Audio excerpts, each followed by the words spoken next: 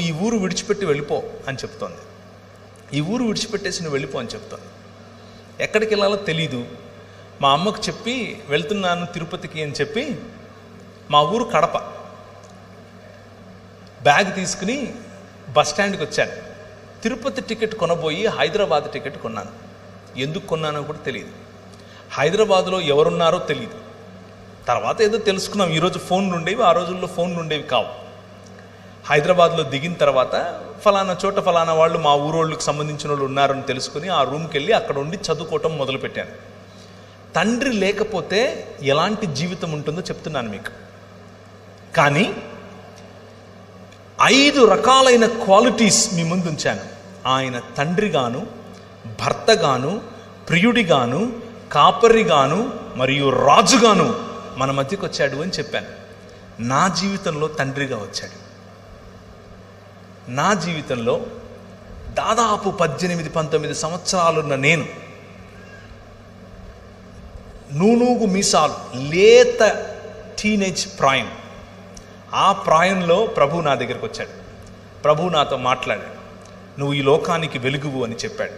తండ్రి ఇలా మాట్లాడతాడు బిడ్డల పట్ల, పిల్లల పట్ల.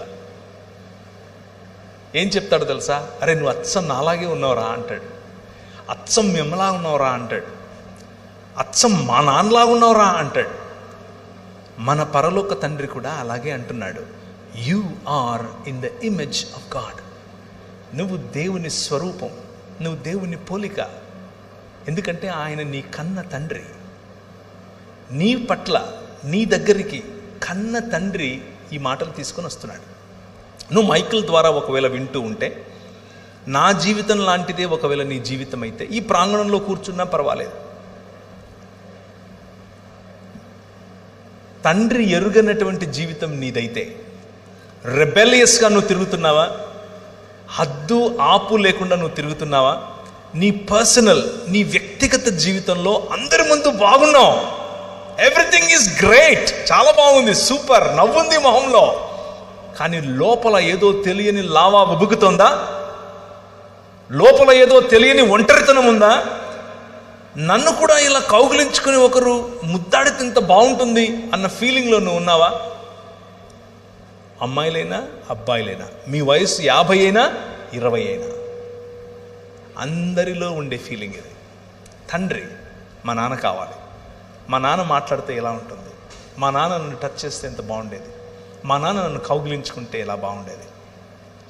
ఈ పరలోకపు తండ్రి ఈరోజు రాత్రి నీతో మాట్లాడుతున్నాడు. I am your father. నేనే నీ తండ్రిని. I'm there for you. నేను నీకోసం ఉన్నాను. నువ్వంటే నాకు ఎంత ముద్దో తెలుసా? నిన్ను చూడకుండా ఒక్కరోజు కూడా ఉండలేను నేను. నువ్వు మాట్లాడుతుంటే నాకు అదేదో వైలెన్స్ వేసినట్లుంటుంది. That's how your God feels about you. నీ పట్ల నీ తండ్రికి ఉండేటటువంటి హృదయం ఇది. ఎంతగా నిన్ను ప్రేమిస్తాడంటే నీ తండ్రి, నీ కోసం చచ్చిపోయేంతగా చెబుతారు ఈ లోకంలో ఉన్న తండ్రులు. కానీ మా నాన్న చేసి చూపించాడు. వచ్చి మనందరినీ మళ్ళీ ఒక్క కుటుంబంగా చేయటం కోసం తన శరీరాన్ని విరిచాడు. రూపాంతరము చెందించటం కోసం రూపురేఖలు లేకుండా పోయాడు. అయితే ఆ రూపాంతరము కేవలం అనుభవంగా ఆగిపోకూడదు. ఆ రూపాంతరము, తండ్రిగా వచ్చినటువంటి ఈ దేవుని యొక్క రూపాంతర చరిత్ర కేవలం అనుభవంతో ఆగిపోవడానికి వీల్లేదు. దానికి ఒక మనుగడు ఉండాలి, దానికి ఒక చరిత్ర ఉండాలి, దానికి ఒక భవిష్యత్తు ఉండాలి, ఎప్పటికీ సమసిపోయినటువంటి భవిష్యత్తు ఉండాలి. ఆయన తన శరీరాన్ని నాటాడు. ఒక విత్తనము వలె విరిగాడు, ఒక విత్తనము వలె ఆయన పగిలాడు. దున్నబడినటువంటి ఆయన శరీరం నాటబడిన తర్వాత 3 రోజులైన తర్వాత, 2 దినములైన తర్వాత 3వ దినమున యెహోవా సముఖమందు మనము జీవించినట్లు ఆయన మరణాన్ని చంపి తిరిగి లేచాడు. That is your father. మీ నాన్న అది. మీ నాయన మరణానికి లోనయ్యేవాడు కాదు. మీ నాయన మరణాన్ని చంపినవాడు, చంపి తిరిగి లేచాడు.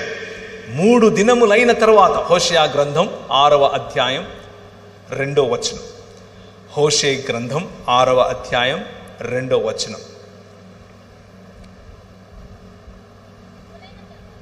2 దినములైన తరువాత ఆయన మనలను బ్రతికించును, మనం ఆయన సముఖమందు బ్రతుకున్నట్లు 3వ దినమున ఆయన మనలను స్థిరపరచును. ఈ తండ్రి హృదయం ఏమిటి అని అంటే, మీ నాయన హృదయం ఏమిటో అంటే, కేవలం రూపాంతరము అన్నది ఒక అనుభవంగా ఆపటం కాదు.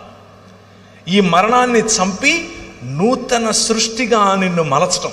నేను ఫేస్బుక్లో ఒక పిక్చర్ చూశాను, మీలో కూడా చాలామంది చూసే ఉంటారు. ఒక ఆయన నిలబడుకొని సుత్తి ఉలి తీసుకుని ఇలా కొట్టుకుంటున్నాడు. ఇలా కొట్టుకుని లావుగా ఉండే ఆయన సన్నగా మంచిగా స్లిమ్గా తయారవుతున్నాడు. అలా శిల్పకారుని వలె నీ తండ్రి ఈ ప్రపంచాన్ని, ప్రపంచంలో ఉన్న మానవ సమాజాన్ని తన వైపుకు, తన బిడ్డగా మలుచుకుంటున్నాడు. అయితే దేవుణ్ణి తిరస్కరించటం కారణంగా మనం సంపాదించుకున్నటువంటి మరణం, దేవునితో ఎడబాటు, ఈ ప్రపంచంలో దేనికి గ్యారంటీ లేదు, దానికి మాత్రమే ఉంది. మరణం తప్పదు ప్రతి ఒక్కరికి, నీకైనా నాకైనా, మనకంటే ముందు పోయిన వారికైనా మన తరువాత పోయేవారికైనా. మరణం తథ్యం. మరణం, death is the only guarantee in this world. దాన్ని మించిన గ్యారంటీ ఏది లేదు. కానీ దానికంటే బెటర్ గ్యారంటీ ఇంకొకటి ఉంది.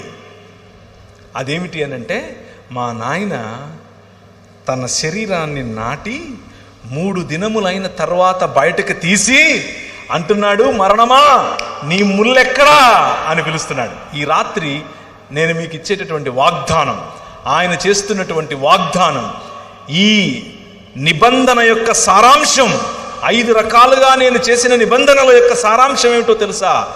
పునరుత్థానం, రూపాంతరము యొక్క చరమగీతం పునరుత్థానం. ఎప్పటికీ వాడిపోయినటువంటి శరీరాలు. ఆయన అలా వస్తాడు. ఆయన్ని మీరు చూస్తారు, గుర్తుపడతారు, మాట్లాడతారు. You can touch him, you can touch me. మీరు నన్ను కూడా చూస్తారు. ఏ బట్టని తీసుకుని వచ్చాక మా ఊరికి, నువ్వు పేరు ప్రవీణే కదా, you will ask me. I will say yes yes, నేను అవునవును, హే బాగున్నావా అని అడుగుతాను నేను మిమ్మల్ని. This is going to happen. That is the hope that we have. క్రైస్తవులకి ఉన్నటువంటి హోప్, క్రైస్తవుడికి ఉన్నటువంటి నిరీక్షణ, మన ఆత్మలో ఎక్కడికో వెళ్ళిపోయి ఎక్కడో ఉంటామని కాదు. అది ప్లేటో చెప్పినటువంటి ఒక మిథాలజీ, ప్లేటో చెప్పినటువంటి ఫిలాసఫీ. ప్లేటో తరువాత నియో ప్లేటోనిజంగా మారింది. దాని నుంచే భగవద్గీతను రాశారు. గ్నాస్టిసిజం, అరిస్టాటిలియన్ థియరీ మరియు ప్లెటోనిక్ థాట్, ఈ మూడింటిని కలిపితేనే భగవద్గీత యొక్క సారాంశం. బైబిల్ అది కాదు, పురాణముల యొక్క సారాంశం అది. బైబిల్ ఆత్మల గురించి మాత్రమే మాట్లాడదు. బైబిల్ నీ శరీరముతో కూడి సశరీరుడై తిరిగి లేచినటువంటి యేసు క్రీస్తు మీ నాయన, అలాగే నువ్వు లేస్తావు, అలాగే నువ్వు బయటకు వస్తావు. ఇప్పుడున్న దానికంటే అందంగా. నాకు బహుశా కొంచెం వెంట్రుకలు ఎక్కువ వస్తాయి, నాకు బహుశా లొట్టపని ఉండదు, నేను బహుశా ఇప్పుడులాగా కాకుండా అందంగా కనిపిస్తాను. ఇప్పుడు కేవలం నా భార్యకి అందంగా కనిపిస్తాను. That is you going to be your future. అది నీ ఫ్యూచర్. నీకు అర్థమవుతుందా మీ నాయన ఏం చేస్తున్నాడు? Now can you read Ephesians chapter, ఎఫెసీయులకు రాసిన పత్రిక 1వ అధ్యాయం 10వ వచనం. ఆయనకు ఒక సంకల్పం ఉంది. ఆ సంకల్పాన్ని మీకు గుర్తు చేయాలనుకుంటున్నాను. మీ నాన్న ఏం చేస్తున్నాడు అనేది మీకు గుర్తు చేసి ముగిస్తాను. ఆయన ఏం చేస్తున్నాడు అని అంటే, చదవండి. దేవునికి ఒక సంకల్పం ఉంది. ఆ సంకల్పాన్ని బట్టి ఆయన పరలోకమందున్నవే గాని భూమి మీద ఉన్నవే గాని సమస్తాన్ని క్రీస్తునందు ఏకంగా సమకూర్చాలని తనలో తాను నిర్ణయించుకున్నాడు. ఆయన నిర్ణయం, ఆయన సంకల్పం భూమి ఆకాశములను కలపటం, నిన్ను ఇక్కడి నుంచి తీసుకెళ్ళిపోయి ఎక్కడో పెట్టడం కాదు, అది మతం. నిన్ను ఇక్కడి నుంచి తీసుకెళ్ళిపోయి ఎక్కడో పెట్టడం మతం, ఫిలాసఫీ. ఆయన ప్రణాళిక, ఆయన సంకల్పం వేరు. ఆయన సంకల్పం ఏమిటి అనంటే భూమి ఆకాశములను కలపటం. దేవుని సన్నిధిలో మనుష్యులు బ్రతుకున్నట్లు, ఆయన మనతో కాపురముండునట్లు మనుష్యుని యొక్క ప్రయాణం 3 దిశలుగా వెళుతోంది. మనం చచ్చిపోయి ఎక్కడికో వెళ్ళేది కాదు మన ప్రయాణం. మన ప్రయాణం తోటలో మొదలైంది. ఆయన ఇచ్చినటువంటి వాగ్దానంతో కూడిన ఆశీర్వాదంతో మొదలైంది. ఆ తోటలో ఉన్నటువంటి ప్రయాణం అరణ్యము గుండా వెళుతోంది, నగరాల గుండా వెళుతోంది, దేవుని రాజ్యము గుండా వెళుతోంది. ఆ రాజ్యములో దేవుని సన్నిధి, ఆ రాజ్యములో దేవుని ఐక్యత, ఆ రాజ్యంలో మనుషులందరినీ ఐక్యపరిచేటటువంటి ఆయన చేసిన నిబంధన చివరకు దేవుని రాజ్యము సంపూర్ణముగా ఇంకొక నగరంగా మారబోతుంది. ఏంటా నగరం? తన భర్త కొరకు అలంకరింపబడినటువంటి పెండ్లి కుమార్తె వలె నూతన యెరూషలేము అలంకరింపబడి భూమి మీదికి దిగి రాబోతోంది. ఆ నగరంలో మనం నివాసం చేయబోతున్నాం. ఆ నగరంలో దేవుడు మనతో కాపురం ఉండబోతున్నాడు.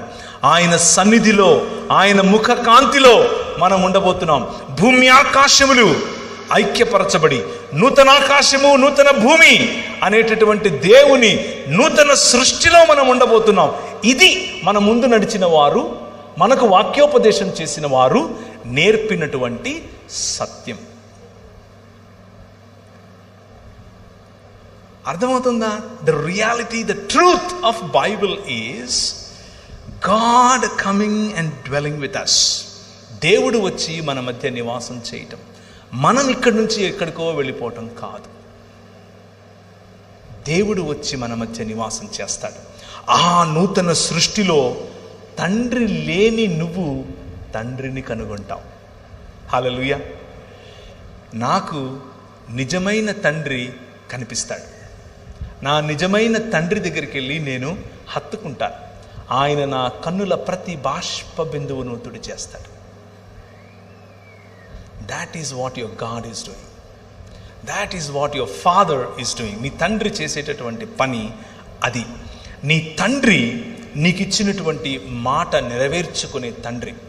ఈ దేవుని రాజ్యం అనేటటువంటి దర్శనం చూసి దానియేలు చెప్పినటువంటి ఆ ఇంతై మహాపర్వతమైనటువంటి ఆ రాయి వచ్చి ఈ ఊర్లో పడితే ఒక సమాజముగా స్త్రీ అని పురుషుడని తేడా లేకుండా, గ్రీకు దేశస్థుడని యూదుడని తేడా లేకుండా, దాసుడని యజమాని అని తేడా లేకుండా అందరూ కలిసి ఒక్కటిగా ఒక్క శరీరముగా మారుతున్నారే, దీనినే రూపాంతరం అని పిలుస్తారు. ఈ రూపాంతరం ఇంతటితో ఆగదు.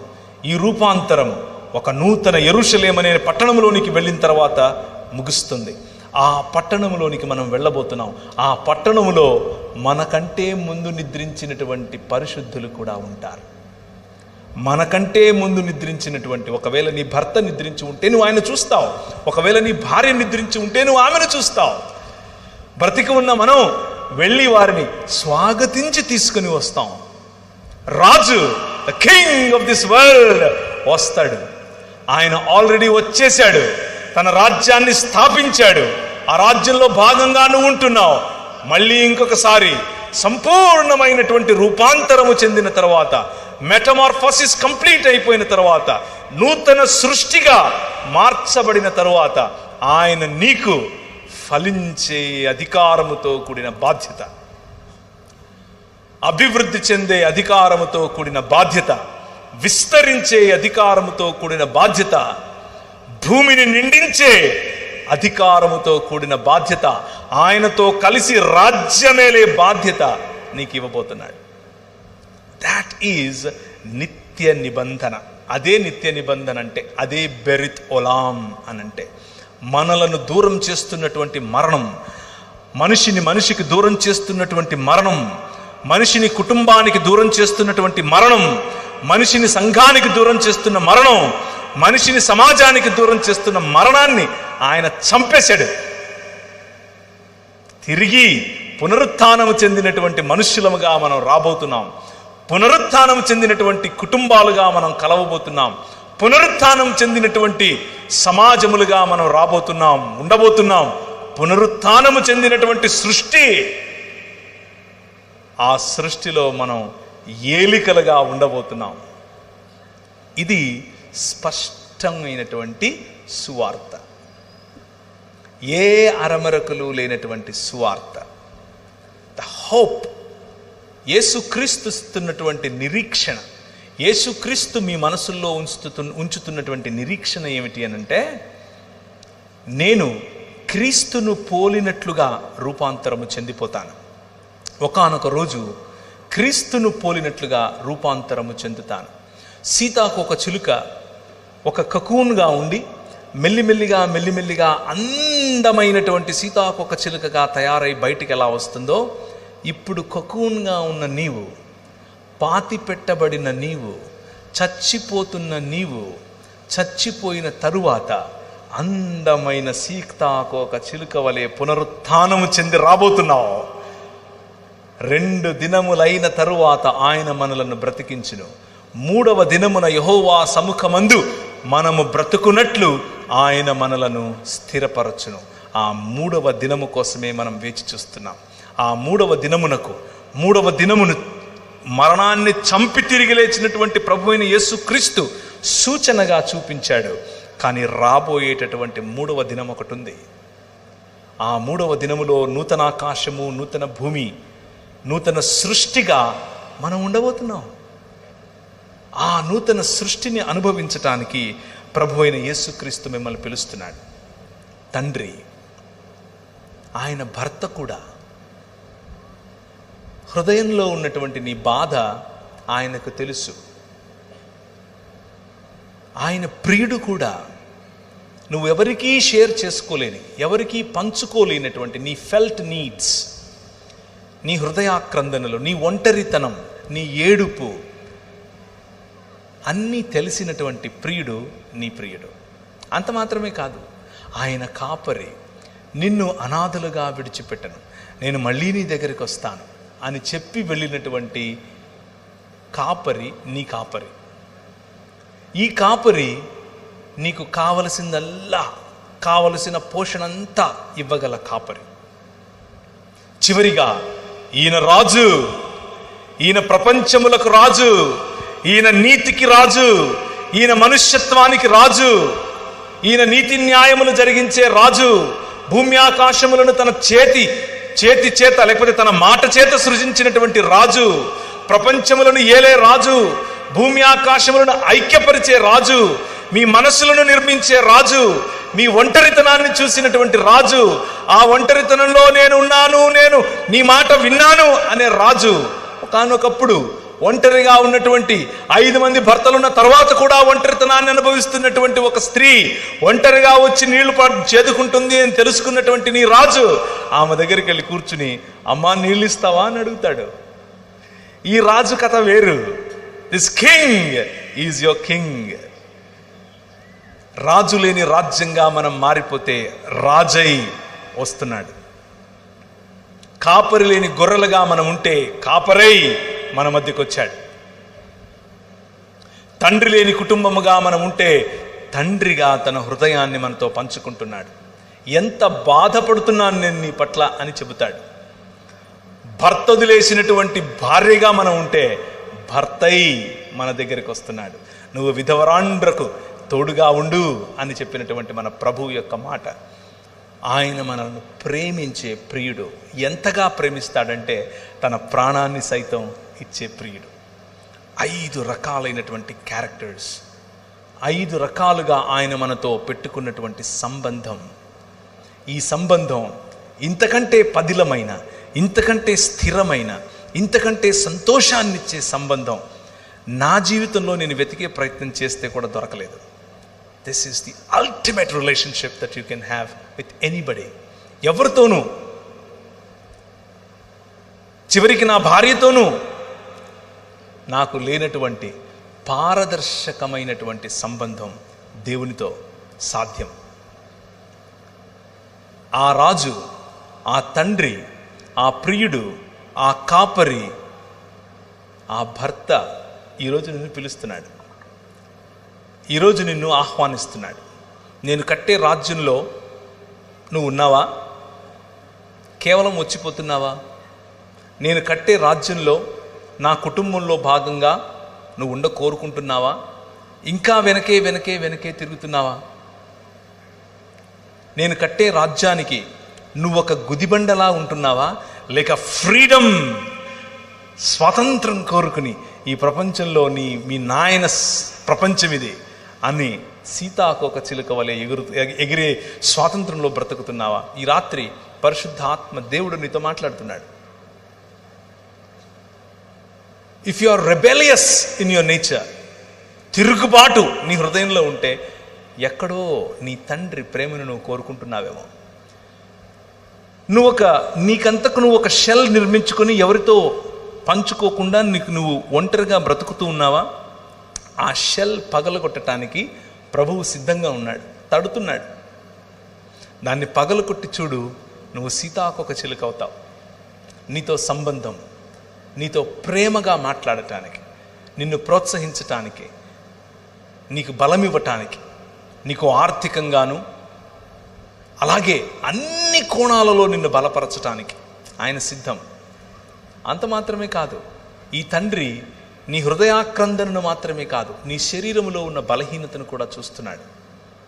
స్వస్థపరచటానికి సిద్ధంగా ఉన్నాడు. ఈ రాత్రి ఆయన స్వస్థపరుస్తాడు. ఈ రాత్రి నీకున్నటువంటి ప్రతి రోగము నుంచి నీకు స్వస్థత లభిస్తుంది. నేను చెప్తున్నందుకు కాదు, నేనేదో చేస్తే అవుతుందని కాదు. మీరు అడగండి, ఆయన ఇస్తాడు. ఆయన మీ జీవితాల్లో చేస్తాడు. నేను అడిగాను, నాకు ఇచ్చాడు. 11 సంవత్సరాలు మిషనరీగా వెళ్ళాను నేను మధ్యప్రదేశ్లో. నాకు భాష రాదు, అడిగాను, భాష ఇచ్చాడు. అక్కడ క్రైస్తవులు అంటే కొడతారు, ఫస్ట్ కొట్టి ఆ తర్వాత మాట్లాడతారు. నాకు పరిచర్య చేస్తూ మా పాస్టర్ గారే వాళ్ళ అమ్మాయిని ఇచ్చి పెళ్లి చేశాడు. పెళ్లి చేసుకున్న 2 సంవత్సరాలకు నాకు ఒక పాప పుట్టింది. ఆ పాపకు ఒకరోజు విరోచనాలు అయితే, చిన్న బిడ్డ 21 సంవత్సరాలు. మీలో పిల్లలు ఉన్న వాళ్ళకి తెలుసు, మనకేదైనా జరిగితే మనం పట్టించుకోం, పిల్లలకి ఏమైనా జరిగితే ఎంత బాధపడతాం. ఆ పాపను తీసుకుని ఆసుపత్రికి వెళ్ళి డాక్టర్కు చూపించాను. చూపిస్తే డాక్టర్ అంది, విరోచనాలు పెద్ద కష్టమేం కాదు, నేను మందిస్తాను, అయిపోద్ది, కాకపోతే నువ్వు వెళ్ళి ఒకసారి 2D ఎకో చెయ్యి అని చెప్పింది. ఏం చేయమంది? 2D echo. ఎందుకబ్బా ఏమో 2D ఎకో ఉంటుంది అని. ఏమైంది చెప్పండి మేడం అన్నాను. ఏమీ లేదు, ఈమెకు టెట్రాలజీ ఆఫ్ ఫాలో అనే గుండెకు ఉండేటటువంటి ఒక ఇబ్బంది ఉంది అని చెప్పింది. టెట్రాలజీ ఆఫ్ ఫాలో అంటే నాకు గ్రీకు హిబ్రూలాగా వినిపించింది. ఏంటబ్బా ఇది అని అనుకున్నాను. తర్వాత ఆమె నాకు అర్థమవడం కోసం ఏం చెప్పిందంటే, నువ్వు గీతాంజలి సినిమా చూసావా అని అనింది. చూశానన్నాను. అందులో హీరోయిన్కి ఉందే అదే నీ బిడ్డకు ఉంది అని చెప్పింది. అంటే నీ బిడ్డ బతకదు అని చెప్పింది, నీ బిడ్డకు కరెక్షన్ లేదు అని చెప్పింది. కానీ ట్రై చేద్దులే అని ఉపశమనం కూడా ఇచ్చింది. నేను బయటకు వచ్చాను. అప్పటికే ఇండియాలో 38th ర్యాంక్, పెద్ద కాలేజ్ ఏం కాదు కానీ 38వ ర్యాంక్ ఉండే కాలేజీలో నేను MBA చేశాను. మంచి ఉద్యోగం, మంచి పరిచర్య. బిలాల, కోర్కు, గోండు, ముస్లింలు ఇలాంటి అనేకుల మధ్యలో నేను పరిచర్య చేస్తున్నాను, దేవుని కోసం నిలబడుతున్నాను. కానీ నా బిడ్డకి ఇలా అయింది. కారు వేసుకుని, డొక్కు కారు ఒకటి ఉండేది, చిన్న జీతం, డొక్కు కారు. నేను నా భార్య నా బిడ్డను తీసుకుని బయటకు వచ్చాను. బండి తోలుతున్నాను, నా వల్ల కావట్లేదు, ప్రెషర్ కుక్కర్ పగిలిపోతుంది. బండి ఆపి బయటకు వచ్చి గట్టిగా అరుస్తున్నాను. వాయ్, ఎందుకు? నాకెందుకు? నాకే ఎందుకు? నా బిడ్డకే ఎందుకు? ఇన్నేళ్ళు నేను కష్టపడ్డానే నీకోసం, ఇన్నేళ్ళు నేను నా ఇల్లు ఇడిచిపెట్టొచ్చానే, ఉత్తర భారతదేశంలో నీకోసం తన్నించుకోవాలా నేను, నువ్వేమో నా బిడ్డకు గుండెలో చిల్లు పెడతావా అని దేవునితో కొట్లాడటం మొదలుపెట్టాను. 2 సంవత్సరాలు, ఇంకా ఎక్కువే చెప్పాలంటే, కొట్లాడుతూ వచ్చాను. వాక్యం చెప్తున్నాను, చిరునవ్వు ఉంది, అన్నీ చేస్తున్నాను, అమెరికాకి వెళ్తున్నాను, అక్కడ వాక్యం చెప్తున్నాను, ఇక్కడికి వస్తే ఇక్కడ వాక్యం కానీ మనసులో ఒక పోరాటం, దేవునితో పోరాటం. ప్రభువు నన్ను ఒక ప్రశ్న వేశాడు. ఒరే నువ్వు ఎంతకాలం బతుకుతావురా అన్నాడు. వేసుకో, ఒక 80-90 వేసుకో, దాని తర్వాత ఈమె నీ బిడ్డ కాదు, నువ్వు చచ్చిపోతావు. కానీ నాకు జీవితాంతం బిడ్డ. ఈ జీవితమే కాదు, నూతన సృష్టిలో కూడా బిడ్డ. అది నా ప్రేమకు నీ ప్రేమకు తేడా. టెన్షన్ పడకొని చెప్పాడు. వెతికితే ఒక మంచి డాక్టర్ బెంగళూరులో దొరికితే ఆయన దగ్గరికి వెళ్ళి కరెక్షన్ చేయించాను. ఆ అమ్మాయికి 1.5 సంవత్సరం 2 ఏళ్ళు ఉండగానే కరెక్షన్ చేయించాను. కంప్లీట్గా హీల్ చేశాడు దేవుడు, కంప్లీట్గా. ఇప్పుడు సామాన్యమైనటువంటి పిల్లలు ఎంత ఎదుగుతారో, ఎంత మాట్లాడతారో, ఎంత చదువుతారో, ఎంత ఉన్నతంగా ఆలోచిస్తారో అన్నీ సామాన్యుల కంటే బెటర్గా నా బిడ్డను ఆశీర్వదించాడు. It's all about hope and it's all about trusting your God. నీ తండ్రి పట్ల నీకు ఉండాల్సిన నమ్మకం, నీ తండ్రిని ఆనుకోవటం. అయితే నీ తండ్రి నువ్వు గొనుగితే, నువ్వు కొట్లాడితే, నువ్వు పోరాడితే నిన్ను వదిలిపెట్టి వెళ్ళిపోయే టైప్ కాదు. నీకు ఆ హక్కు ఇచ్చాడు, నీకు ఆ హక్కు ఇచ్చాడు. నువ్వు నీ ఒంటరితనంలో, నీ బలహీనతలో, నీ రోగంలో ఆయనతో పోరాడు. ఆయన అడుగు, ఎందుకు ఇలా అవుతుంది నాకు అని అడుగు. సమాధానం ఆయనే ఇస్తాడు. నాకే ఎందుకు, నా కుటుంబానికే ఎందుకు, నా సంఘానికే ఎందుకు ఇలా అవుతుంది, మా సమాజానికి ఎందుకు ఇలా అవుతుంది, సమాధానం ఆయనే ఇస్తాడు. Wait and see. ఊరకనే ఉండి యెహోవా ఇచ్చే రక్షణను చూడు అంటాడు.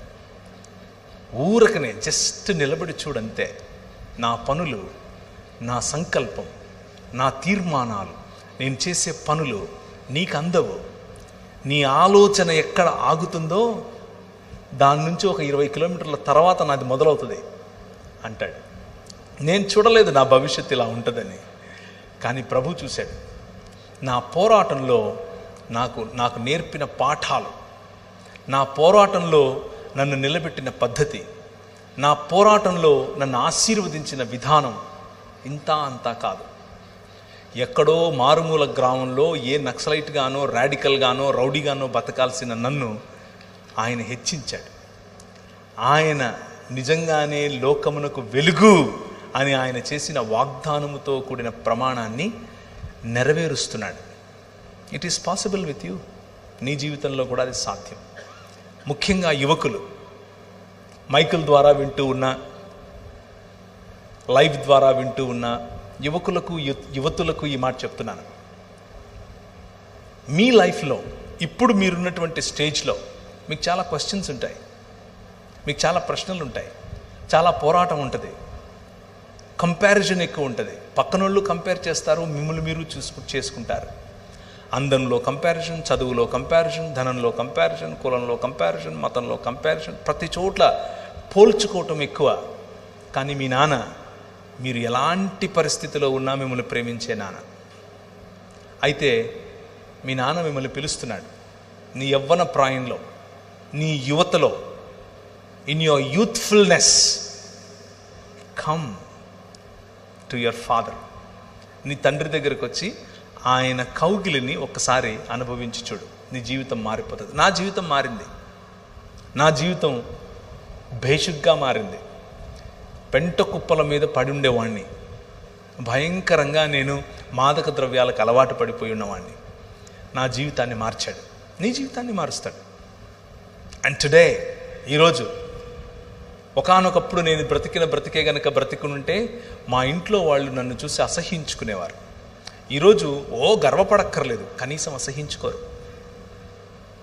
గర్వపడక్కర్లేదు, కనీసం అసహ్యించుకోరు. ఈ రాత్రి ఈ పిలుపు మీ నాన్నది. మీ నాన్న మిమ్మల్ని పిలుస్తున్నాడు. నేను ఒక ఉద్యమం చేస్తున్నాను. ఆ ఉద్యమంలో నా పిల్లలందరినీ పోగేస్తున్నాను, ఒక్క శరీరంగా పోగేస్తున్నాను. ఆ శరీరంలో నువ్వు భాగమవుతావా అని పిలుస్తున్నాడు. నిర్ణయం తీసుకుంటే నీకు మంచిది. అంత మాత్రమే కాదు, ఆల్రెడీ సంఘములో భాగస్వామ్యం పొందినటువంటి నీవు దేవుని రాజ్యం, ఆయన యొక్క పని, ఆయనతో కలిసి చేయాల్సినటువంటి పనిలో నీకు మనసు రావట్లేదా? నీకు ఇంట్రెస్ట్ లేదా? ఈరోజు రాత్రి మీ నాన్న పిలుస్తున్నాడు. వాయ్? ఎందుకు? Do you think I deceived you? నేనేమైనా మోసం చేశానా? నీకు అలాంటి ప్రశ్న ఉందా మనసులో? నేను నీతో సరిగ్గా లేనా? అలా అనిపిస్తుందా నీకు? ఐ లవ్ యూ, నువ్వంటే నాకు చాలా ఇష్టం, నీకోసం ఏమైనా చేయటానికి నేను సిద్ధం అని మీ నాన్న చెప్తున్నాడు. That is what he laid in my heart tonight. ఈరోజు రాత్రి ఈ మాటలు నా హృదయంలో పెట్టాడు. నేను ప్రిపేర్ అయింది వేరే. నేను ప్రిపేర్ అయింది కనీసం ఒక గంటన్నర చెప్పాలి అనుకున్నాను, కానీ అది నేను చెప్పలేకపోతున్నాను. ఇదే చెప్పాను. ఈరోజు రాత్రి ప్రభు నీతో మాట్లాడుంటే ఊరికనే వెళ్ళొద్దు, ఖాళీ మనసుతో వెళ్ళొద్దు. It is a specific word for specific people sitting here. ఇక్కడ కూర్చున్న వాళ్ళల్లో నిర్దిష్టమైనటువంటి మాటలు మీకోసమే పలుకుతున్నాను. మీ తండ్రిని నిరుత్సాహపరచొద్దు. తలలు వంచుకుంటే ప్రార్థించుకుందాం.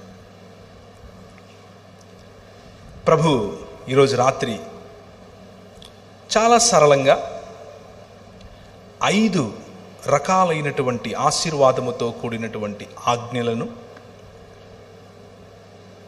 చాలా సరళంగా ఆయన మన పట్ల చేసినటువంటి 5 రకాలైనటువంటి కవెనెంట్స్,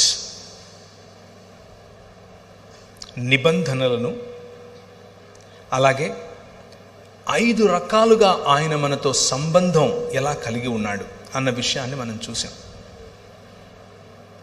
వీటి సారం నువ్వు మనిషిగా, నిజమైన మనిషిగా, రూపాంతరము చెందే మనిషిగా, తండ్రి హృదయాన్ని కోరుకునే, తండ్రి హృదయాన్ని హత్తుకునే మనిషిగా మారాలని.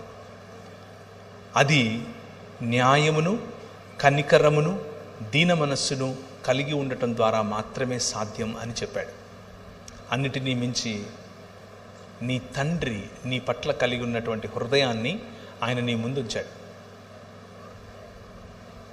ఇంకా ఈ తండ్రికి దూరంగా ఉండకు. ఇంకా ఈ తండ్రితో పోరాటం చాలు. ఇక ఆ పోరాటాన్ని ఆపేసే. నీతోనే మాట్లాడుతున్నా. ఇక ఆ పోరాటాన్ని ఆపేసి come back to your God, come back to your father. నీ తండ్రి వైపుకు నువ్వు రా. నీ తండ్రితో చేయి కలుపు. నీ తండ్రి నిన్ను ఆశీర్వదిస్తాడు, తలగా ఉంచుతాడు, తోకగా ఉంచడు. అలాగే కూర్చున్న వాళ్ళలో ఈరోజు ప్రభువు స్పష్టంగా నిన్ను స్వస్థపరుస్తాను అని చెప్తున్నాడు. నిన్ను ఆయన స్వస్థపరిచే రోజు ఈ రాత్రి. నీ హృదయాన్ని స్వస్థపరిచే రోజు, నీ శరీరాన్ని కూడా స్వస్థపరిచే రోజు ఈ రాత్రి. నేను ప్రార్థన చేస్తూ ఉండగా నీ మనస్సును విప్పి ప్రభు అయిన యేసుక్రీస్తుకు నిన్ను నువ్వు సమర్పించు. నీ రోగాన్నివ్వు, నీ బలహీనతనివ్వు, నీ ఒంటరితనాన్నివ్వు, నీ అప్పుల బాధనివ్వు. ఆయన నీకు ఈరోజు విడిపించువాడు, బలపరచువాడు, న్యాయమును చేయువాడు, నీ పక్షమున నిలబడువాడు. ఈ రాత్రి నీ జీవితంలో ఒక అద్భుత కార్యం ఆయన చేయబోతున్నాడు. నువ్వు నమ్మితే చాలు, మిగిలిందంతా ఆయన పని. కృపగలిగిన తండ్రి, ఈ రాత్రి నీ వాక్యము ద్వారా మాతో మాట్లాడి మా కొరకు సిద్ధపరిచినటువంటి నీ విలువైన మాటలు మా జీవితంలో పని చేయులాగున, ఈ మాటల్లో నా మాటలు ఏవైనా ఉంటే, నీ మాటల పక్షముగా కానిదేదైనా ఉంటే పరిశుద్ధమైనటువంటి నీ అగ్ని చేత వాటిని దహించి కేవలము నీ మాటలు మాత్రమే నీ ప్రజలకు వారి హృదయాల్లో ఉండునట్లు సహాయం చేయండి. ప్రభువా, నీ బిడ్డలు అనేకులు నీ తాకిడి కోసం వేచి చూస్తున్నారు. నీ ప్రేమ గల తాకిడి, నీ ప్రేమ గల నీతి గల దక్షిణ హస్తాన్ని వారి వైపుకు చాపి వారిని ముట్టండి. ఈరోజే స్వస్థతను వారు అనుభవించినట్లుగా సహాయం చేయండి. ఒంటరిగా ఉన్న వారికి మీ తోడును దయచేయండి. మీ స్వరం వారు వినుదుగాక, మీ వెలుగు వారి ముఖములపై మేము చూచుదుముగాక. ఈ కుటుంబములు మీ కొరకు కట్టబడుదునుగాక. ఈ సంఘము మీ కొరకు ప్రజ్వలించే దేదీప్యమానమైనటువంటి దీపపు స్తంభముగా ధ్వజస్తంభముగా నిలబడునుగాక. మీ సన్నిధి ముఖకాంతిలో ప్రతి ఒక్కరి జీవితము ఆశీర్వదింపబడునుగాక. మీకే సకల స్తుతి మహిమ ఘనత ప్రభావాలు చెల్లిస్తూ చిన్న ప్రార్థన యేసు నామమున సమర్పిస్తున్నాం తండ్రి. ఆమేన్.